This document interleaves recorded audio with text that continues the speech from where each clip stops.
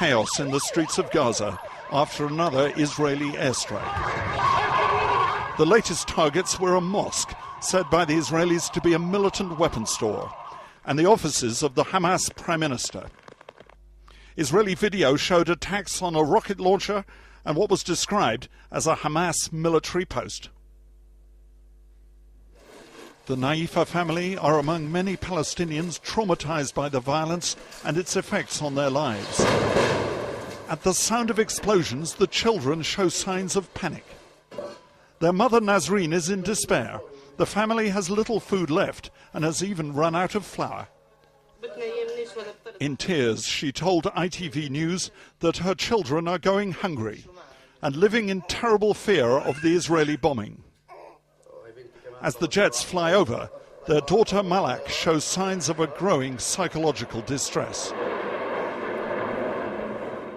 Israeli parents have been shocked by a Palestinian rocket strike on a school in Beersheba. Fortunately, the school had closed for the crisis and no one was hurt. The man who may be Israel's next Prime Minister, Benjamin Netanyahu, took journalists to the place where an Israeli woman was killed. I asked him about the scale of Palestinian casualties. We try to go after the terrorists, and the terrorists are deliberately hiding behind civilians as they fire into civilians.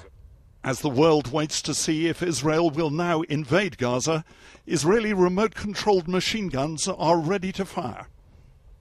There's tension here you could cut with a knife. Israel's political leadership has now rejected the idea of a temporary ceasefire as unrealistic. And here on the border, it feels like the calm before another storm.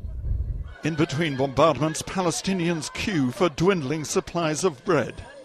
The coming days could see their plight deepen once again. Julian Mannion, ITV News, on the Israel-Gaza border.